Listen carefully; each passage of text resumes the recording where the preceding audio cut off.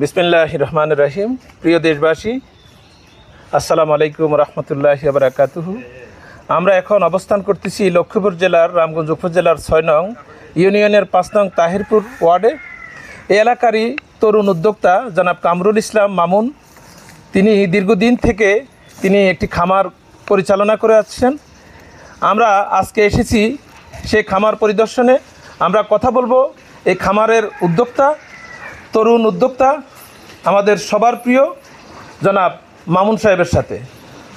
এই পর্যায়ে আমরা চলে আসছি ঠিক কামরুল ইসলাম মামুন সাহেবের খামারে। আমরা এসেই সম্ভবত দেখতে পাচ্ছি কামরুল ইসলাম মামুন সাহেব তিনি তার গরুর পরিচর্যায় ব্যস্ত। আসসালামু আলাইকুম রহমতুল্লাহ।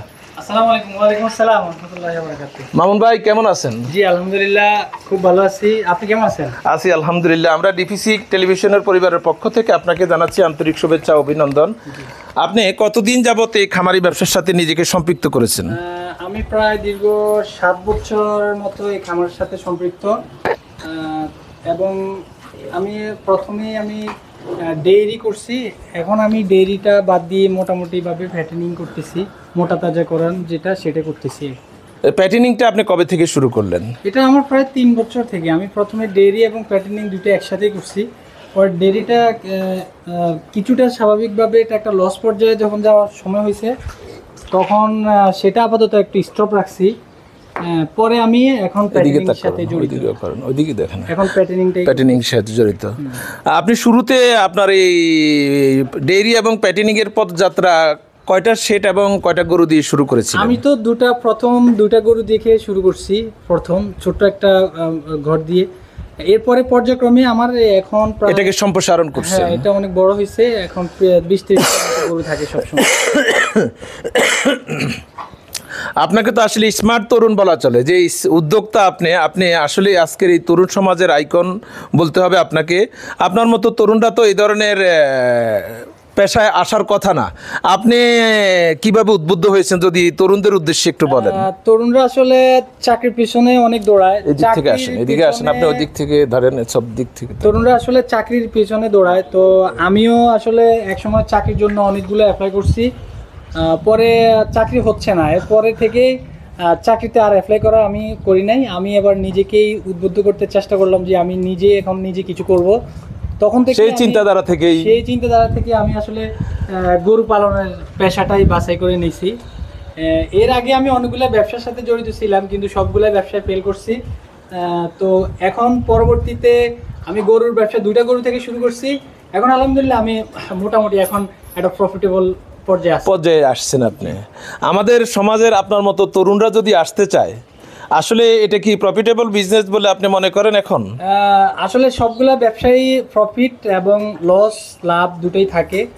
তবে ব্যবসা যদি বুঝে শুনে কেউ আসতে পারে এবং খুব রিসার্চ করে আসতে পারে, তাহলে অবশ্যই সে প্রফিট, এখান থেকে ভালো বেনিফিট বের করা সম্ভব, বেনিফিট করতে পারবে। এটাই হচ্ছে নিয়ম, বাস্তবতা। দেখা যাচ্ছে একটা ব্যবসায় 4 জন লস করে কিন্তু 3 জন লাভ করে। এইভাবেই আসলে ব্যবসাটা চলে। আচ্ছা, আপনি একজন তরুণ মানুষ, তরুণ উদ্যোক্তা।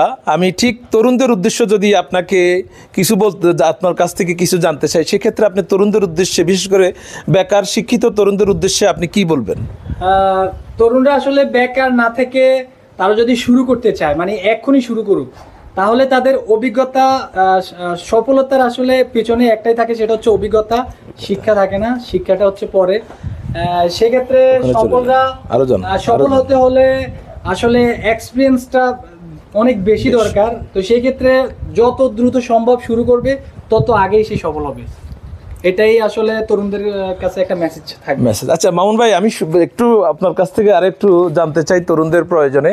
আপনি নিজেকে বলেছেন লেখাপড়া শেষ করে আপনি কর্মজীবনে অন্যদের মতো 8-10 জনের মতো যেতে চেয়েছিলেন, কিন্তু সেখানে আপনাকে এক সময় এসে ফেরত আসতে হয়েছে কোনো কারণে, যেহেতু আমাদের দেশে চাকরির বাজার সংকট। কিন্তু আমি আজকে জীবন বাস্তবতায় এসে যেটা দেখতে পেয়েছি, যে আপনি নিজে উদ্যোক্তা হয়ে এখন শুধুমাত্র চাকরি নয়, আপনি অসংখ্য তরুণকে আপনার প্রতিষ্ঠানে চাকরি দিতে পারার মতো অবস্থান আপনার তৈরি হয়ে যাচ্ছে। হ্যাঁ আলহামদুলিল্লাহ।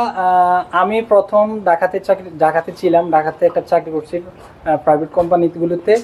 এরপরে গভর্নমেন্ট লেখাপড়ার পরে সরকারি চাকরির জন্য আবেদন করছি, কিন্তু সরকারি চাকরি তো হয় না। এই আমাদের দেশে অনেক মানুষ, কিন্তু চাকরির ফ্যাসিলিটি অনেক কম। তো সেক্ষেত্রে চাকরির বাজারের সংকট, অনেক সংকট। তখন আমি চিন্তা করলাম যে আসলে আমি তো চাকরির পেছনে না দৌড়ে আমি এই সময়টা যদি উদ্যোক্তা হই, তাহলে অবশ্যই আমি একদিন সফল হব। সেখানে আমার অনেকগুলো লোককে আমি চাকরি দিতে রাষ্ট্র এবং সমাজের কল্যাণে আপনি নিজেকে আত্মনিবেদিত করতে পারবেন। এই জন্য আমি দেশের জন্য কিছু করতে চাই। সেক্ষেত্রে চাকরি করে তো আসলে মানুষকে সহযোগিতা করা যাবে না, মানুষকে চাকরি দেওয়া যাবে না। উদ্যোক্তা হয়েই মানুষকে কর্মজীবন, তাদেরকে কর্মক্ষেত্র তৈরি করা যাবে, মানুষকে এখানে কর্মসংস্থান দেওয়া যাবে। সেই জন্যই সেক্ষেত্রে আমি আসলে উদ্যোক্তা হওয়ার চেষ্টা করছি। আমরা আসলে আপনার মতো তরুণকে নিয়ে প্রাউড করতেছি। আপনি আসলে এই পেশায় আসার পরে রাষ্ট্র এবং বিভিন্নভাবে আপনি কি ধরনের সাপোর্ট পাচ্ছেন বা সহযোগিতা পাচ্ছেন?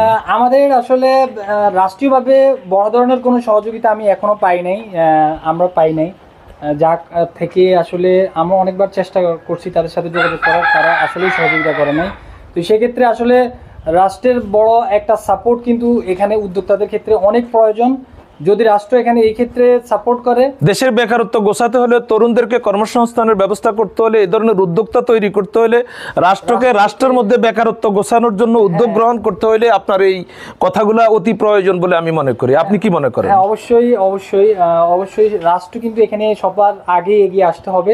রাষ্ট্র যদি সবার আগে এগিয়ে আসে তাহলে কিন্তু আসলে খুব দ্রুতই আমাদের উদ্যোক্তারা তৈরি হবে এবং খুব দ্রুতই চাকরির বাজারটা খুব সহজেই তৈরি হবে। তাহলে আপনি কি রাষ্ট্রের উদ্দেশ্যে, দায়িত্বশীলদের উদ্দেশ্যে, কর্তা ব্যক্তিদের উদ্দেশ্যে আপনি কি বলবেন যে আপনার এই প্রতিষ্ঠানকে যদি ফাইন্যান্সিয়ালি ভাবে সাপোর্ট করে একদিন আপনি এই অঞ্চলের মধ্যে বৃহত্তর প্রতিষ্ঠানে আপনার এই প্রতিষ্ঠানটা রূপ নিবে, এমনটা প্রত্যাশা করবেন? অবশ্যই আমি প্রত্যাশা করি যে রাষ্ট্র যদি সেই এখানে সহযোগিতা করে উদ্যোক্তাদের ক্ষেত্রে, তাহলে আমাদের উদ্যোক্তারা আসলে অনেক আগে এগিয়ে যেতে পারতো যদি অনেক আগে সহযোগিতা করতো। তারপরে যেহেতু হয় না, এখন যদি আমাদের ডক্টর ইউনূস সাহেব সরকারে রয়েছেন, জনবান্ধব যিনি, হ্যাঁ, উনি যদি এই ক্ষেত্রে একটু সহযোগিতা করেন বা সুদৃষ্টি দেন, সুদৃষ্টি দেন আমাদের উদ্যোক্তাদেরকে, তাহলে অবশ্যই উদ্যোক্তারা কিন্তু এগিয়ে যাবে। এটা নিশ্চিত যে উদ্যোক্তারা এগিয়ে যাবে, এটাতে কোনো সন্দেহ নাই। অনেক অনেক ধন্যবাদ। অনেক বিষয়ের আলোকে আপনার সাথে আজকে আমাদের ডিপিসি বাংলা টেলিভিশন থেকে আমরা আলোচনা করেছি। অনেক অভিজ্ঞতা আমাদেরও হয়েছেন। পরিশেষ আপনার বেকারদের উদ্দেশ্যে আপনি অনেক চমৎকার কিছু মূল্যবান তথ্য প্রদান করেছেন। আমাদের অনেক প্রবাসী ভাই বন্ধুরা আছেন যারা প্রবাস জীবনে কষ্টময় জীবন শেষে দেশে এসে আপনার মতো উদ্যোক্তা হয়ে এবারে খামারি ব্যবসা করতে চায়। সেই ক্ষেত্রে তারা কিভাবে বাছুর সংগ্রহ করবে, গরু সংগ্রহ করবে, গাভী সংগ্রহ করবে, শেড কিভাবে করবে, কোন আঙ্গিকে পরিকল্পনা গ্রহণ করলে তারা লাভজনক প্রতিষ্ঠানে রূপ দিতে পারবে, এইভাবে এই বিষয়গুলো যদি আপনি একটু প্রবাসীদের উদ্দেশ্যে বলেন। প্রবাসীরা আসলে দেখা যায় কি অনেক কষ্ট করে, জীবনের অনেক একটা সময় কিন্তু খুবই স্ট্রাগল করে, সেখানে তারা পরবর্তীতে দেশে এসে আসলে কিছু করা সম্ভব হচ্ছে না। এই ক্ষেত্রে একটা বিষয় হচ্ছে সবচেয়ে বেশি ইম্পর্টেন্ট, সেটা হচ্ছে একটা বিজনেস, একটা ব্যবসা যখন রান করতে হয় তখন তাকে 3 থেকে 5 বছর সময় দিতে হয়। এই সময়টাই সবচেয়ে বেশি ধৈর্যের সাথে সংগ্রাম করে যাইতে হবে। কিন্তু দেখা যাচ্ছে প্রবাসীরা বিদেশ থেকে টাকা পয়সা নিয়ে এসে 3 থেকে 5 বছর তারা সময় দিতে পারে না। সেই ক্ষেত্রে যা সবাইকেই ফিল করতে হবে, এটা একেবারেই কমন একটা বিষয়। 5 বছর পরেই একটা ব্যবসা সফল এবং সে এটা রান করবে। এখন 5 বছর পর্যন্ত সবাইকে একটু ধৈর্য ধরে এবং নিজের অনেক কিছু বুঝে শুনে এবং অভিজ্ঞতা নিয়ে অভিজ্ঞ মানুষদের সাথে পরামর্শ করে, সবার সাথে অভিজ্ঞ যে লোক রয়েছে তাদের সাথে পরামর্শের মাধ্যমে যদি তারা করতে পারে, অবশ্যই সফলতা তাদেরকে একদিন না একদিন ধরা দিবে। আমরা দেখতে পাচ্ছি আগামী কিছুদিনের মধ্যে পবিত্র ঈদুল আজহা অনুষ্ঠিত। তো এই উপলক্ষে যদি আপনার এই অঞ্চলের মানুষজন কোরবানের গরু আপনার কাছ থেকে, আপনার খামার থেকে যদি সংগ্রহ করতে চায় আপনার মাধ্যমে, তাহলে আপনার এখানে কি কি সুযোগ সুবিধা রয়েছেন, কি ধরনের ফ্যাসিলিটি আপনি ক্রেতা সাধারণদেরকে দিবেন বলে? হ্যাঁ, আমার এখানে আসলে আমি অনেক দিন যাবতই গরু ব্যবসার সাথে জড়িত, এটা অনেকে আমাকে চেনে মোটামুটি এই অঞ্চলে।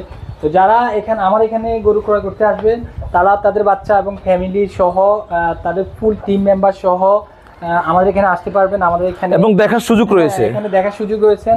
ওনারা এসে এখানে আমরা সবাইকে একসাথেই দেখাতে পারবো, কোনো সমস্যা হবে না।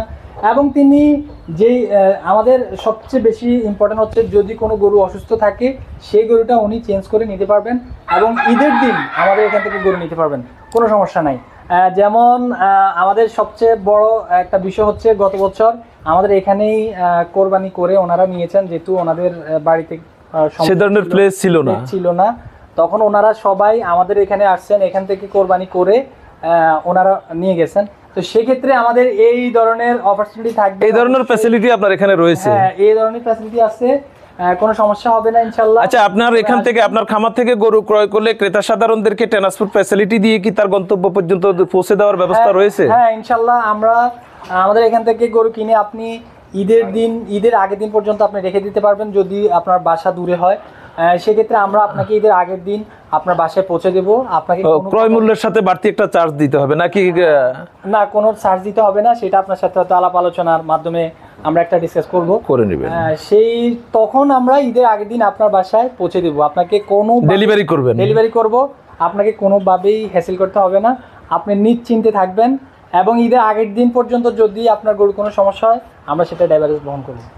অনেক অনেক ধন্যবাদ। আমি একেবারে সর্বশেষ আপনার আমরা একেবারে আজকের অনুষ্ঠানের একেবারে শেষ পর্যায়ে চলে এসেছি।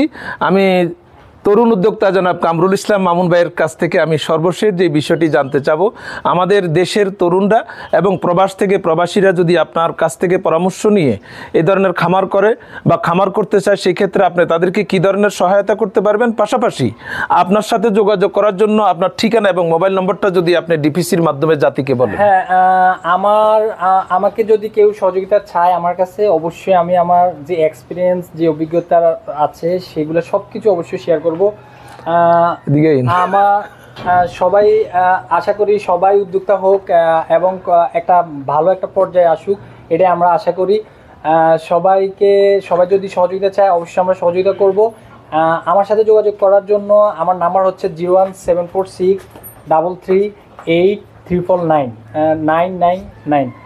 এই নাম্বারে আমার সাথে যোগাযোগ করতে পারবে কেউ। আর আমাদের হচ্ছে রামগঞ্জ, লক্ষ্মীপুর জেলার রামগঞ্জ থানা, তাহিরপুর গ্রাম, 6 নং ইউনিয়নের 5 নং ওয়ার্ডের তাহিরপুর গ্রাম। 6 নং ইউনিয়নের 5 নং ওয়ার্ডের তাহিরপুর গ্রাম। কেউ যদি এসে সরাসরি দেখা করতে চায় সেক্ষেত্রে অবশ্যই দেখা করতে পারবে, কোনো সমস্যা হবে না।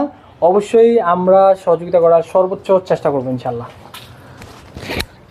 প্রিয় দর্শক, আমরা যেই তরুণ উদ্যোক্তার সাথে দীর্ঘ সময় নিয়ে তথ্য উপাত্তের ভিত্তিতে আমরা ওনার এই খামার সংক্রান্ত বিষয়ে আমরা কথা বলেছি, আমরা অনেক চমৎকার কিছু তথ্য ওনার মাধ্যমে পেয়েছি, যেটা আমাদের দেশের তরুণ সমাজের আগামী দিনের প্রয়োজনে যথেষ্ট কাজে আসবেন এমনটি আমরা প্রত্যাশা করি। বিশেষ করে আজকে আমাদের তরুণ উদ্যোক্তা, আমাদের সবার প্রিয় জনাব কামরুল ইসলাম মামুন ভাই, তিনি আমাদের প্রবাসী ভাই বন্ধুদের উদ্দেশ্য তিনি যে এই মেসেজটি থ্রু করেছেন, আমি মনে করি এই মেসেজটি নিয়ে যদি আমরা সামনে এগিয়ে যেতে পারি, মামুন ভাইয়ের সুপরামর্শের মধ্য দিয়ে আগামী দিনে এ ধরনের তরুণ উদ্যোক্তা হয়ে যদি কেউ আসতে চায় তার সফলতা অনিবার্য। সেই প্রত্যাশা থেকে ডিপিসি পরিবারের পক্ষ থেকে আমরা আমাদের তরুণ উদ্যোক্তা শ্রদ্ধেয় মামুন ভাইকে অভিনন্দন জানিয়ে আজকের মতো এখানেই বিদায় নিচ্ছি। আসসালামু আলাইকুম রহমতুল্লাহি ওয়া বারাকাতুহু।